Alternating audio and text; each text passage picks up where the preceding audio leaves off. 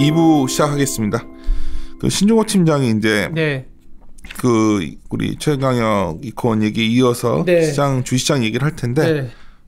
파트 3장 제목이 데인저러스 붐이에요. 그러니까 네. 붐은 붐인데 데인저러스 붐은 어떤 의미지? 그러니까 뭐 저는 이게 한 파트 4개 정도를 좀 정리를 했는데 파트 3하고 4에서는 이제 데인저러스 붐 내지는 좀 과도한 신용의 붐에 대한 정의 그리고 지금 미국이 현재 여기에 속하는지 아니면 미국이 아닌 다른 나라들이 속하는지 좀 위험한 국가를 지금부터 모니터링을 하면서 우리 버블이 온다는 얘기는 했지만 사실은 또 버블이 오지 않고 꺼질 수도 있잖아요. 그런 부분들을 좀 체크해야 될 것 같고 동시에 이런 부분들에서 이제 좀 최근에 IMF라든지 좀 모니터링을 해야 되는 지표들이 좀 있다 보니까 그 얘기 좀 드리고 파트 5하고 6에서는 그렇다면 만약 여기서 시장이 버블로 간다 그랬을 때 내지는 뭐 버블이라는 얘기보다는 좀 완화시켜서 얘기하면 다시 또 상승이라고 방향을 틀었을 때 지역적인 느낌이나 아니면 섹터 아이디어는 어떻게 가져가야 될지에 대해서 좀 말씀드리도록 하겠습니다. 그래서 29페이지에 보시면 아무것도 아닌 거 차트 같지만 저는 이게 결론인 것 같아요. 뭐냐면 뭐 너무나 반복적인 뭐 말씀이지만 사실은 뭐 80년대, 90년대, 2000년대 지금도 비슷하게 매해 한 10년 단위로 버블 국면이 출현을 했었죠. 그리고 지금은 아니지만 바로 이전 10년 전에는 중국을 중심으로 한 버블이 있었고요. 항상 주도 국가들이 오를 때 버블이 아닌 적이 없었다라는 얘기를 좀 드리는 거고 두 번째는 뭐냐면 여기에서 이제 약간 결론을 내고 말씀드리면 나스닥이 버블로 가는데 그 루저들 그러면 지금의 루저는 중국과 한국이잖아요. 그 밑에 제가 차트를 깔아놨는데 일본이 그전에는 주도 국가였고 지금은 90년대에는 약간 루저였어요. 그리고 2000년대에는 나스닥이 버블을 갔었고 루저였고요.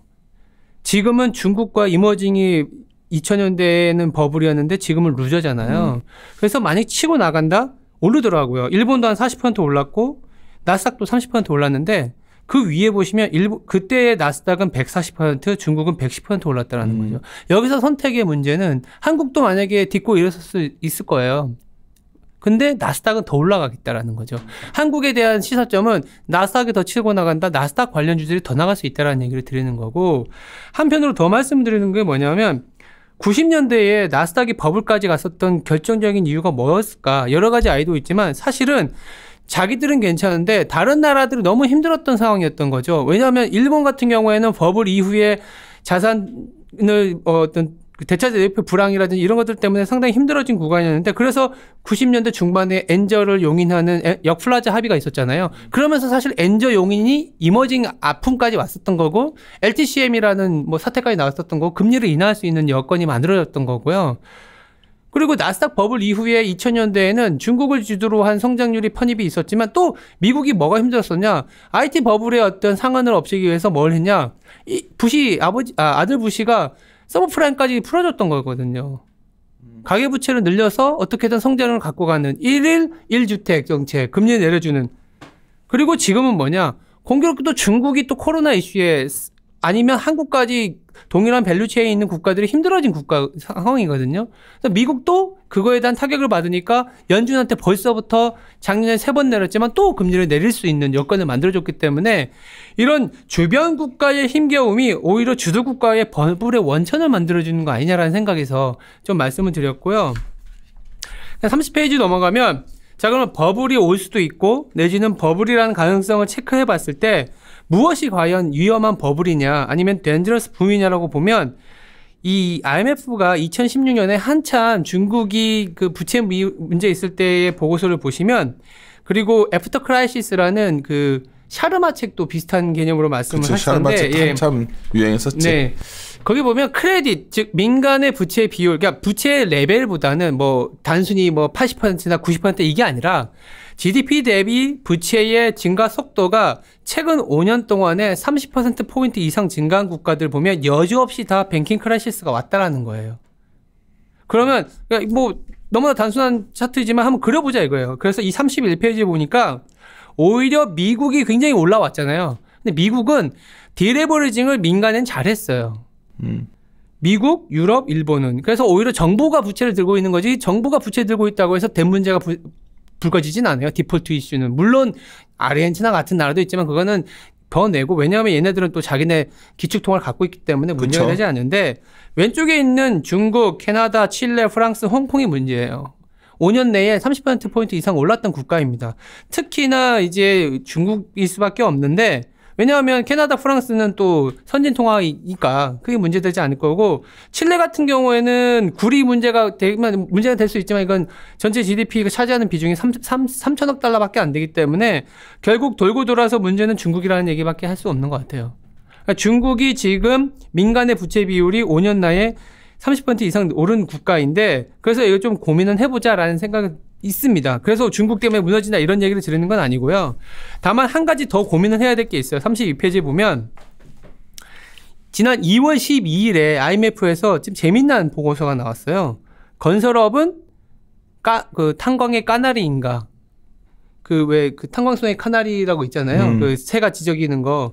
그러면서 건설업이 과도하게 좀 붐이 일어나면 그건 좀 약간 리스키하게 봐야 된다라는 그런 내용이에요. 32페이지에 건설업이 어떤 뭐 고용이라든지 밸류 에디드 되는, 즉 GDP 증가율이 빠르게 증가하는 나라는 뭔가 약간 모니터링을 해야 돼라는 그런 얘기인 거고요. 그래서 앞서 크레딧 비율이 5년 안에 30% 늘어나고, 거기다가 아까 건설업 얘기까지 좀 접목해서 그려봤는데 그게 33페이지예요. 뭐냐면 과거에 버블이었던, 내지는 GDP 대비 건설업이 상당히 좀 많이 올라갔었던 국가들을 그려보니까 묘하게도 한 8% 라인에서 약간의 워닝 시그널이 왔었어요. 그거를 중국, 프랑스, 캐나다 해봤더니 프랑스 같은 경우에는 뭐 GDP 대비 건설 비중이 한 5%밖에 안 되고요. 캐나다는 한 8% 갔다가 이걸 자연 발생적으로 좀 줄었더라고요. 너무 이렇게 오버하니까. 근데 중국은 금융위기 직후에 보시면 5%였던 게 한 6.5%까지 올라온 상황이거든요. 근데 이거는 이제 과도했다 싶어서 좀 줄이고 있는데 최근에 다시 좀 올라가고 있어요. 현재는 한 7% 레벨. 그래서 이게 좀 이제 8% 넘어가게 되면 뭔가 부채에 대해서 고민을 해야 된다라는 얘기를 드리는 거고요. 이것도 있지만 속도도 중요해요. 그래서 속도를 보시면 33페이지 오른쪽 밑에 나왔는데, 약간 건설업 비중이 3년 내 0.8%포인트 이상 국가가 좀 도달해 있다면 태국, 멕시코, 스페인, 그리스, 호주처럼 뭔가 약간 그 안 좋은 질의 대출이나 레버리지가 강하게 일어나는 국가라고 말씀드릴 수 있는 거예요. 근데 왜 이걸 얘기 드리느냐? 그 다음 페이지에 보시면 34페이지인 거죠. 지금 누구나 알고 있듯이 중국은 지금 1분기 거의 셧다운한 상태예요. GDP 그로서 안 나올 겁니다. 2분기 조금은 펜트업 효과가 있긴 하지만 생각보다 연간 성장률을 빠르게 업시킬 만한 내용이 있는 건 아니거든요. 재정정책 계속 내놓을 것 같고. 근데 문제는 뭐냐면 중국의 명목 GDP하고 중국의 건설업 GDP를 보시면 건설업 GDP의 그로스가 그대로 중국의 전체 그로스하고 똑같아요. 여기서 고민에 빠질 수밖에 없는 거죠. 중국이 아직도 이래? 데이터가 그렇죠. 근데 이제 지금 현재까지는 중국이, 그래서 이렇게 간단한 얘기를 드리는 게 아니라요. 와칭을 해보자. 지금 현재까지는 중국이 부동산을 풀거나 건설업을 막 부양시키는 그런 정책을 쓰진 않아요. 근데 성장률이 안 나왔을 때 중국은 이 선택을 할 수도 있겠다라는 생각이 드는 거죠. 그래서 중국이 만약에 GDP 성장률을 높이기 위해서 건설이나 부동산 쪽에 규제를 풀거나 건설업 비중을 높여가는 정책이 하반기에 나온다면 그때 타서 시장은 더 갈 수 있다고 보고 있어요. 다만 그때부터는 조금 회사채 스프레드라든지 이런 것들을 보자 정도, 경제 측면에서는 그 얘기를 드리는 거고요. 이게 이제 하나의 어떤 그 덴저러스 붐이냐 아니냐라는 얘기를 드리는 거고. 이번에 그 코로나 때문에 막 부양책 많이 내놨잖아요. 네. 성장률은 상당히 안 좋아질 것 같고. 이런 식의 정책이 나올까? SOC 같은 게? 뭐 중국에서요? 쉽지 않을 것 같은데. 뭐 처음에는 쓸 수 있는 거 다 써보겠죠. 그렇죠? 지금 일단 1단계로 쓰고 있는 거에 감세안이라고 보시면 될 것 같고요. 2단계로 쓰는 건 저희 쪽에서 이제 더 합리적이라고 보는 정책은 내년에 있을 5G나 그 인프라 수요들 있잖아요. 5G 인프라나 아니면 첨단 관련 기술 인프라 수요를 아마 올해로 끌고 올 것 같아요. 올해로 끌고 와서 박아 넣을 텐데 그게 속도가 원하는 대로 속도가 들어가는 건 아니기 때문에 그 속도가 경제 성장에 너무 느리다라고 생각하면은 3단계 스텝으로 나오는 게 신중호 팀장이 얘기하는 건설이나 이런 거를 풀어주는 그림으로 나오기 시작하겠죠. 뭐 전망을 건설을 GDP 그로스를 땡기기 위해서 풀어준다 이런 거보다도요. 지금부터는 그런 식의 아이디어는 없지만 계속 데이터를 업데이트하다 보니까 얘네들이 슬금슬금 GDP에서 건설업을 늘렸네? 그러면 그러니까 그걸 보면서 지금 시장이 올라가는 건 맞지만 그래도 우리가 이러한 것들은 컨틴전시하게 계속 봐야 된다라는 얘기를 드리는 거예요. 그러니까 좋지만 앞으로 이게 어쩌면 안 좋은 기폭제 역할도 할 수 있으니까 아주 중장기적으로는 봐야 된다는 거고 아주 단기적으로는 예전에 37페이지도 넣었지만 한 번 더 말씀드렸던 걸 다시 리마인드 시키는 거는 단기적으로는 연준의 역할인 것 같아요. 지금 오늘도 뭐 클라리다 부의장이 다시 뭐 코로나 이슈가 이렇게 심각해진 거에 대해서 다시 또 달래줄 만한 얘기를 해줄 수도 있는데 결국 작년에 클라리다가 말을 하지 않았나? 아닌가? 오늘 그러니까 오늘 저녁에 다시 얘기해요. 그러니까 클라리다 부의장이 지난주에 이제 얘기했었을 때, 지지난주 얘기했을 때 뭐냐면, 아직 우리 기대감과는 거리가 그러니까 금리 인하에 대해서 단정적으로 아직은 생각하지 않는다라고 얘기했었는데, 그때는 코로나 이슈가 중국 내에서 약간 둔화되는 사이클이었고, 2차적으로 이탈리아나, 지금은 유럽까지 문제가 되고 있잖아요. 지금 사실은 한국까지 문제된 것도 문제지만, 유럽까지 이탈리아가 떨려버렸기 때문에, 그러면 이탈리아 전체적으로 거기는 또 국경을 이렇게, 뭐야 해야 되나? 그거랑 똑같은 거지. 생긴 지역이라는데 열어놔야 되잖아요. 이탈리아가 사실 남부와 달리 북부는 상당한 공업 지역이고 롬바르디아 같은 경우에는 뭐 왜 중국 자본이 거기 들어가 있어? 왜 이렇게 거기 중국 애들이 많지? 메이드 인 이태리라는 걸 만들기 위해서 옛날에 현승이가 거기 뭐 있어요. 거기 LG였죠. 근데 사실 그런 얘기들도 슬슬 나오기 시작했어요. 이제 한국 같은 경우에는 중국의 자동차 공장 때문에 중간 부품 때문에 밸류체인 문제가 생긴다라고 그랬었잖아요. 근데 한국이 걸리면은 지금 세계를 이끌어 나가고 있는 반도체 밸류체인에 문제가 생길 수 있다는 얘기가 나오고 오늘 내가 좀 확인했는데 이게 좀 약간 담당자한테 바로 공장도 전화해보고 다 해봤는데 그거는 약간 오버들 한 것 같더라고. 오버죠. 오버인데 사실은 이거 대포 소리랑 비슷한 거니까. 그렇지. 이게 진짜로 지금은 오버인데. 쉽게 말해서 반도체들이 샷다운에 들어가면 글로벌 경제는 안 오미치 뭐. 그런 그날 투자하고 소비했던 그 산업 자체가 스탑되는 건데. 근데 이제 문제는 그렇지는 않은 것 같아서 그거는 좀 봅시다. 그래서 어쨌든 시장이 목매고 있는 건 연준의 스탠스이고 연준의 액션인 것 같은데 뭐 37페이지에 그러한 것들 연준이 지금 시장을 바라보는 4가지 기준을 한번 다시 넣어놓은 거고요. 결론적으로 말씀드리면 뭐 취약하지 않아서 금리를 내릴 수 있겠다라는 얘기를 드리는 건데 43페이지에 보시면 결국 연준이 금리를 내리거나 통화 완화 정책을 쓸 때는 시장이 그렇게 무너지진 않았다라는 얘기를 드리고 싶은 거고요. 다만 이런 건 있는 것 같아요. 43페이지 우리가 이제 시장을 올라간다 내려간다라는 걸 떠나서 만약 시장이 이제는 버블의 끝까지 왔고 이게 시장 상승의 종집을 하면 나중에 돌아갔을 때 어떤 형태가 되어 있을까. 결국 연준이 금리를 올린 상태였을 텐데 결국 중요한 거는 연준이 중립금리만큼 금리를 올렸을 때 항상 시장이 붕괴를 갖고 왔었거든요. 지금 연준이 추정하는 중립금리가 한 2.9% 정도 돼요. 지금 미국의 기준금리가 1.75기 때문에 뭐 1% 남은 거죠. 그렇다면 지금부터 4번 빵빵빵빵 올리면 사실은 이제 버블이 끝날 수도 있는 상황인데 당장 4번 정도 올리기에는 아직 시장적인 체력이 그걸 맞춰주는 건 아닌 것 같고 그러다 보니까 올해도 뭔가 터뷸런스는 있을 수 있지만 시장의 상승 기조는 다시 갈 수 있다. 오히려 코로나 이슈 때문에 더 이연되는 거죠. 뭐. 그래서 오히려 만약에 왓칭을 한다 그러면 연준이 다시 좀 긴축으로 전환이 된 이후에나 고민하자라는 얘기고요. 더불어서 지표적인 측면에서는 좀 재미있는 게 44페이지에 보시면 그 인플로이먼트 인덱스라 그래서 그냥 전체 고용 지표들에 대한 추세를 보는 게 있는데 이게 전년 대비 마이너스가 됐을 때는 여지없이 리세션이 왔었거든요.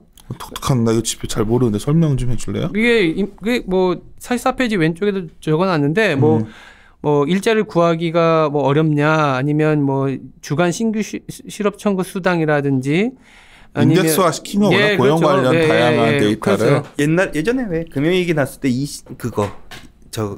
연준에서 발표하는 고용지표, 노동시장지표 LCMI였나요? 그거 있었잖아요. 그거 없어졌거든요. 그래서 비슷해요. 그러니까 한마디로 여기도 사실은 연준하고도 비슷한 건데 뭐냐면 고용지표가 생각보다 안 좋게 나오고 소비자 심리지수가 전년 대비 마이너스로 접어들 때는 80년대부터 지금까지 쭉 70년대 보면 그때 리세션이 왔어요. 그치. 근데 재밌는 게 86년, 96년 그리고 2012년부터 그 시그널이 5번이나 있었는데 그때는 리세션이 안 왔거든요. 왜 안 왔냐? 그 밑에 보시면 ANFCI라고 뭐 이거면 시카고 연준에서 발표하는 건데 그냥 파이낸셜 이제 컨디션 인덱스라 그래서 한마디로 굉장히 이것도 여러 가지 지표가 들어가 있는 건데 얼마나 대출을 많이 받고 있느냐, 은행들의 대출 스탠스는 얼마나 강하냐, 연준은 지급 준비를 얼마나 갖고 가고 있느냐, 금리는 올리고 있냐 이런 것들을 종합한 건데 이게 마이너스권에 있을 때는 리세션이 안 왔다라는 거죠. 플러스가 된 상황에서 리세션이 왔기 때문에 결국 고민은 뭐냐면 이 지표는 주간으로 다 발표가 되는 건데요. 이게 플러스가 된 상황에서 만약 심리지표나 고용지표가 굉장히 안 좋아진다. 그러면 리세션이 그러니까 주가가 상당히 올라온 상황에서 이런 어떤 시그널이 발생한다. 그러면 약간 버블이 끝에 왔다라는 얘기를 드리고 싶은 건데 지금은 그렇지 않다라는 거죠. 그래서 미국 입장에서는 굉장히 달려갈 만한 체력이 상당히 크다라는 얘기를 드리는 거고요. 그럼 동일한 기준으로 한국으로 해봤는데 한국은 그냥 45페이지 왼쪽에 있는 차트처럼 일드 갭이 지난 20년 평균 수준이에요. 그래서 그냥 비싸지도 않고 싸지도 않은. 그래서 일드 갭이 내려가려면 금리를 과감하게 내려주거나 매력적이라면 아니면 EPS가 올라갈 수 있을 만한 기대가 있거나 주가가 빠져줘야 되는데 굉장히 좀 뻑뻑한 상황이죠. 그러니까 뭐 그렇게 매력적이지도 않고 그러니까 나쁘지도 않은. 46페이지에 보시면 연체율이든 기업 부도율이든 제조업이 뭐 이자 비용이든 이런 것도 사실은 안정적이에요. 되게 문제가 전혀 없어. 네, 그리고 은행 입장에서도 자기 자본 비율이라든지 최근에 환매 리스크 문제라고 하지만 외화 차입금이라든지 단기 예금을 통해서 빌린 자금도 그렇게 많지도 않고요. 그래서 그렇게 큰 문제는 아닌데 48페이지 보시면 이건 좀 고민이 되죠. 왜냐하면 미국 같은 경우 그리고 한국 같은 경우에는 금융위기 이전에 민간이 갖고 있는 부채 비중이 한국하고 비슷했어요. 170%. 근데 금융위기를 거치면서 미국은 150%로 내려왔는데 한국은 200%까지 치고 갑니다. 그러니까 미국 같은 경우에는 정부가 돈을 태우면서 민간이 어떻게든 디레버리징과 다시 일어날 수 있는 힘을 키워줄 수 있는 시간을 만들어줬는데 한국은 정부는 그동안 많이 안 올렸죠. GDP 대비 40%고 굉장히 많이 올라온 게 민간의 가계와 기업이었던 거죠. 그래서 오른쪽에 보시면 정부 같은 경우에는 40% 그리고 가계하고 기업이 100%씩 들고 있는데 여기서 문제는 아직도 정부가 돈을 태운다고는 하지만 GDP 대비 40%라는 그 허들을 여당이든 야당이든 자꾸 지키려고만 하고 있고요. 거기다가 가계가 지금 100%인데 지금 정책이 나온다고 하지만 부동산은 또 재우고 있고 기업이 100%인데 투자를 해야 되지만 사실은 법인세라든지 이런 것들은 안 늘어지고 있거든요. 그러니까 전향적인 모습이 아니기 때문에 누군가가 돈을 태우면서 성장을 갖고 가는 모습은 아니라서 아까 쭉 일드갭이든 연체율이나 뭐 어떤 그 차입자들의 레벨 수준이든 돈 빌려주는 수준이든 아니면 뎁 수준도 그냥 약간 그냥 좀 멈춰 있는 그러니까 성장은 아니지만 안정적인 정도 요 정도로 보고 있어서 그래서 위험도 아니고 기회도 아닌 수준 요렇게 한국을 좀 바라보고 있습니다. 그래서 마지막으로 전략 쪽에 좀 얘기를 드릴게요. 51페이지 가면 결국 결론인데 이제 미국 시장에 대해서 고민을 많이 하잖아요. 미국만 너무 독주했으니까 사실 우리가 방송 녹음하고 있는 게 좀 화요일인데 월요일에 미국 증시가 이제 한번 뭐 1000포인트가 좀 겁나잖아 하고 나니까 이제 드디어 저쪽이 끝났다 막 환호하는 분위기까지 있을 정도로는데 결론은 우리는 그렇게 안 본다는데. 예. 뭐 일간 기준으로 3% 이상 급락한 건 1950년 후에 100번 이상 있었기 때문에 그게 그 하락이 모두 리세션이나 버블 붕괴로 왔으면 100번의 버블 붕괴가 있었다는 얘기인데 그건 아니었기 때문에 어떻게 보면 좀 기회가 오고 있다는 얘기를 드리고 싶고요. 그 기회가 오고 있는데 그 기회는 51페이지에 보시면 이전에 버블을 만들었던 국가군은 그 다음 시대에는 이렇게 주인공인 적은 없었다라는 얘기 드리고 싶은 거예요. 그래서 지금은 나스닥이게 되면 왼쪽에 중국하고 한국은 그냥 옆으로 가는 비추세 시장인 거죠. 그래서 가게 되면 미국인 것 같고 다만 단기적으로 52페이지에 보시면 변동성이 그동안 너무 낮았었어요. 기대가 너무 높았고 연준이 금리를 내려준다는 기대로 먼저 버텼었고 코로나 아무것도 아닐 거라는 걸로 버텼었는데 최근에 좀 두드러 맞았죠. 그래서 불과 어저께 냈지만 어저께 하루 만에 빅스가 25포인트까지 올랐거든요. 그래서 많이 올라온 건 사실인데 의미 있는 레벨은 빅스 기준으로는 30포인트 찍으면 의미 있습니다. 2015년도 그렇고 2011년도 그렇고 2017년, 2018년에 빅스가 30포인트 넘어간 수준에서 이제 뭐 주가가 좀 바닥을 만들거나 연준이 액션을 취해주면 조금은 뭐 약간 과도한 패닉 상태라고도 볼 수 있는데 아직은 변동성이 올라오긴 했지만 의미 있는 레벨까지 올라간 건 아니다. 특히나 글로벌 CASI 같은 경우에는 기대치가 너무 높기 때문에 앞으로 나올 지표는 계속 내려가는 상황이라서 이거를 조금은 우리가 버블을 얘긴 하지만 한두 달 정도는 요게 내려와주고 변동성이 조금은 남아있는 걸 감내해야 되는 그런 구간이다라고 보고 있고요. 53페이지에 시장도 이렇게 보고 있어요. FOMC가 제가 3월 18일, 4월 29일, 6월 10일, 7월 28일 이렇게 숫자를 표기해놨는데 7월 28일 기준으로 보면 마이너스 1.025라고 제가 적어놨거든요. 이게 뭐냐면 블룸버그에서 이제 시장에 대한 전망인데 마이너스 1.025는 뭐냐면 한 번 내리는 거는 100% 보고 있고 한 번 더 내리는 거는 2.5%의 확률로 보고 있다는 얘기예요. 그래서 상반기에 한 번 내리는 거를 거의 기정사실화한 주가라는 거죠. 근데 제 생각에 연준이 주가가 버티고 있는데 내려줄까요? 주가가 고공권에 있는데 그래 니네가 예상한 것처럼 금리 내려줘서 가 이게 아니라는 거죠. 뭔가 변동성이나 주가가 내려온 상태에서 금리를 내려야 뭔가 약간 작동을 하겠죠. 실질적으로 작년에도 3월 달에 10년물에서 3개월을 뺀 일드 커브가 역전이 됐었는데 실제 액션은 한 4개월 정도 있다가 한 7월에 금리를 내렸었는데 지금 대입해보면 한 4, 5월 그러면 한 상반기 내내 주가는 좀 변동성을 먼저 좀 두드러 맞고 3월에 당장 내리기보다는 뭔가 여지를 남겨주는 정책을 가지 않겠냐. 생각보다 우리가 이제 데이터 의존적으로 가는데 앞으로 나올 데이터들은 좀 생각보다 안 좋을 수 있으니 좀 금리 인하 가능성을 내비치면서 시장은 1분기 말에서 2분기가 조금은 좀 안정권을 찾아가는 바닥을 찾아가는 그런 구간이지 않겠냐라는 얘기를 드리고 있습니다. 그래서 뭘 사야 되냐는 얘기를 좀 드리면요. 58페이지로 넘어가시면 될 것 같아요. 지금은 미국의 중심의 장이고 만약에 고점에서 같이 두드려 맞았을 때 뭐가 덜 빠졌고 뭐가 더 많이 올라갔냐면 2011년에도 그렇고 2015년에도 그렇고 2018년에도 그렇고 지금도 비슷할 게 좀 미국 중심의 나스닥이나 이런 것들이 덜 빠지고 더 올라가지 않겠냐라는 생각이 들고 있고요. 비단 요때뿐만이 아니라 59페이지에 보시면 항상 밸류냐 그로스냐 이머징이냐 미국이냐 이런 거에 논리에서 굉장히 미국 주도로만 가면 상대적으로 싼 나머지 섹터, 나머지 지역을 좀 쳐다보게 돼 있거든요. 근데 시장에서 주는 경험치는 끝날 때까지 끝나지 않는다라는 거죠. 만약 그게 주도가 끝난다? 그럼 시장이 같이 무너졌다. 그럼 같이 무너진 상황이면 무너지고 나서의 고민이지 지금 아까 말씀드렸던 버블 지표가 작동하지 않은 상황에서는 가던 놈이 계속 간다라는 역사적인 교훈을 준다라고도 보고 있고요. 그런 상황에서 보니까 저는 이런 얘기를 드리고 싶은 거예요. 60페이지에 보시면 뭐 니프티 피프티 아까 60년대 얘기하셨고 그리고 IT 버블 얘기하셨고 지금도 보시면 상위 5개 종목의 시총 비중이 굉장히 높아요. 그래서 저는 어떤 얘기를 드냐면 아마 IT 위주로 미국 위주로 가면 다른 것들을 사고 싶은 욕망이 강한데 오히려 그거보다는 성장이 확실하고 트랙 레코드가 있고 금리를 낮춰주면서 밸류에이션적인 부담이 덜한 성장주로 더 쏠릴 것 같고요.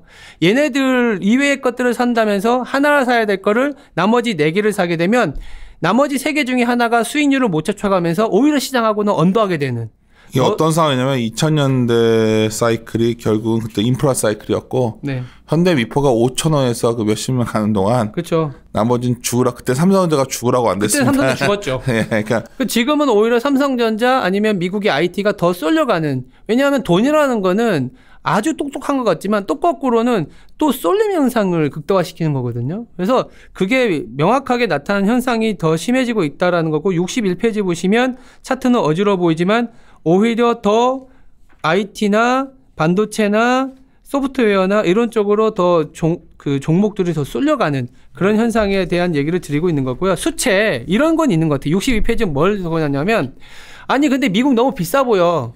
미국 말고 다른 지역으로 좀 확산하면서 해지하는 건 어때? 그게 아니라 차라리 오히려 미국 사시고 그렇게 걱정이 되면 차라리 금 사라. 차라리 미국 사고 다른 나라 살 바에는 미국 사고 금 사고 IT 말고 다른 섹터 살 바에는 IT하고 금 사는 게 저는 나아 보인다라는 얘기를 드리는 겁니다.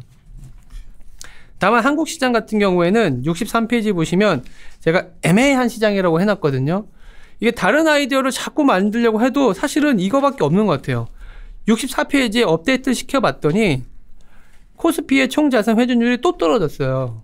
PBR은 지금 먼저 반영을 했는데 제조업 총자산 회전율도 계속 빠지고 금융업을 포함한 것도 빠져서 지금 보니까 0.95까지 내려왔는데 아주 좋게 계산해봤어요. 한번 64페이지 오른쪽에 보면 2017년만큼의 총자산 회전율이 개선될 때, 즉 매출 증가율이 2017년만큼 막 팍팍 올라갔을 때 우리나라의 총자산 회전율이 얼만큼 올라갈까? 10% 정도 되더라고요. 그러면 10% 정도 됐을 때에 예상할 수 있는 우리의 지수 상단이 한 2350?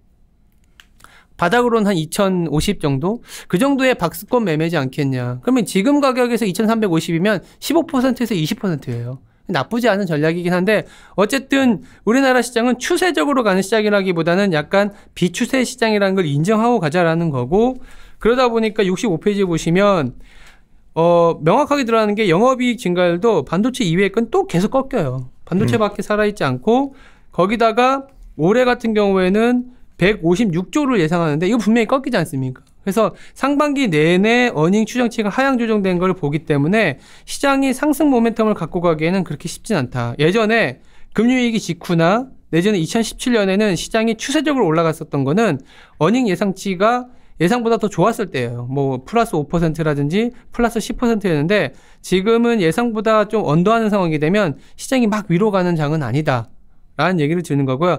다만 미국이 잘 버틴다? 그럼 오른쪽에 그나마 붙어가는 게 반도체이기 때문에 만약 시장을 사고 싶다 그러면 그냥 삼성전자 사는 게 답이지 않겠냐라는 얘기를 드리고 있습니다. 그런데 이제 삼성전자 말고도 삼성전자를 사는 건 어떻게 보면 그냥 시장을 사는 거니까 그 시장을 그래도 좀 그나마 삼성전자도 가지만 다른 애들이 갈 수 있는 게 없을까라는 고민을 해봤는데 66페이지에 보시면 오른쪽에 있는 차트가 ROE가 좀만 더 잘 나와버리면 이렇게 PBR을 많이 줘버리는 시장인 거예요. 그만큼 종목이 별로 없다라는 얘기거든요. 피킹이 어렵다는 얘기입니다. 그래서 ROE가 그래도 두 자릿수 이상 계속 나오는 종목들을 우리는 사자라는 얘기를 들고 있고 67페이지에 보시면 뭐 지누스부터 시작해서 뭐 이런 종목들이 좀 편입이 되고 있고요. 68페이지에 저는 올해 초에 사실은 중소형주 괜찮지 않을까라는 얘기를 좀 드렸었는데 생각보다 별로더라고요. 그 이유를 보니까 딥밸류에 빠진 거는 맞는데 2013년 수준만큼 굉장히 싸져 있는 종목들이 많은 건 맞는데 보니까 어닝 추정치가 더 빠르게 추정치가 내려오더라고요. 그러니까 2013년, 14, 15년 넘어갈 때는 딥밸류에 빠진 것도 많았고 오히려 중소형주도 이렇게 올라가는 사이클이었는데 어닝이 지금은 대형주만 좀 올라오고 나머지 중소형주 어닝은 더 빠지더라고요.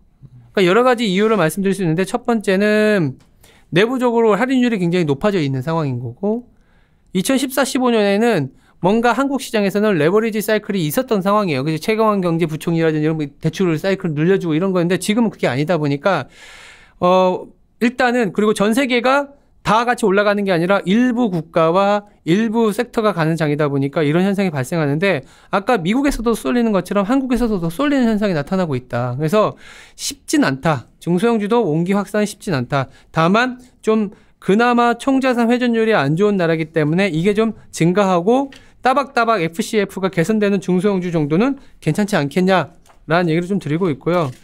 그리고 마지막으로는 배당은 진짜 재미없는데 보니까 계속 시장을 이기고 있더라고요.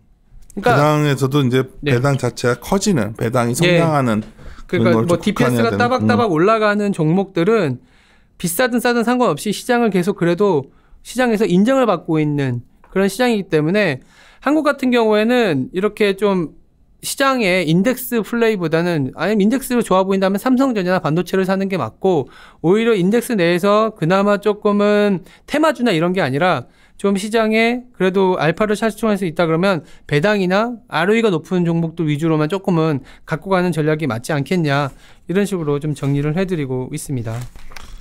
하여튼 뭐 지금 상황에서 이제 일단 미국 증시가 급락이 나왔고 이거에 대한 여러 가지 의견들이 나오고 있는데 저희들의 어떤 생각을 정리한 거고 결국 크게 본다면 이건 맞는 것 같아요. 그때 한번 주도주였던 게 바뀌는 예는 별로 없는 것 같아요. 그리고 끌고 가다 그쪽에서 끝나는데 이미 드러났죠. 뭐 미국이랑 성장주 플레이가 맞았는 이게 주도하고 있고 우리는 이제 이런 한번 노이즈 국면이 들어오면 그 다음에 세상의 색깔이 바뀔 수 있다는 기대를 항상 해왔지만 그러지 않았었다. 그래서 저는 그런 생각을 정리한 것 같습니다. 저희가 오늘 좀 하도 요새 분위기가 지진승에서 차분하게 하다 보니까 그랬는데 상당히 좋은 데이터가 많이 있는 자료니까요. 꼭 자료 보시고 혹시 유튜브에 올라간 거 보면 거기서 동영상 보면서 같이 하시는 것도 방법일 것 같습니다. 하여튼 다들 건강 잘 조심합시다. 지금 보니까 우리도 아침부터 굉장히 조심스럽고 여의도 분위기도 쭉 가라앉아 있는 것 같은데 괜히 몸도 피곤한 것 같고 지금 그래서 그렇죠. 이게 뭐 이게 보니까 이런 것 같아요. 이게 경제 활동이라는 거는 별거 아닌 것 같아요. 사람이 사람을 만나서 밥도 먹고 공장에서 이렇게 일도 하고 이래야 되는데 사람이 사람을 못 만나는 상황이다 보니까 이게 경제 활동이 안 되는 것 같아요. 생산성이 떨어지는 거야. 그리고 그러니까 제일 걱정이 뭐 저는 뭐 이 또한 지나가리라. 과거에도 팬데믹 이슈는 항상 나올 때마다 지나면서 보면은 그때가 기회였다는 생각은 그거는 들죠. 변함이 없습니다. 그래서 그 기회였는데 그 기회일 때 뭘 살 거냐가 저희의 고민 초점이 돼야지 여기 앉아서 뭐 신천지 때문이다, 뭐 때문이다 이거 해봤자 별 의미도 없다 제가 봤을 때는. 그래서 이 또한 지나간다. 그리고 우리가 지나가기 위해서 여러 가지 정책을 쓰면 금리 구조적 저금리 환경은 쉽게 안 바뀔 것 같다. 이것만 우리가 보는 거고 그렇다면 결국 우리는 다시 성장주에서 종목을 잘 골라야겠는데 글로벌 성장주에 좀 속하는 국내 기업들이 몇 개 있어요. 그러니까 그런 것들 잘 더 살펴봅시다. 예, 마무리 짓도록 하겠습니다. 이리 오너라, 이리 온!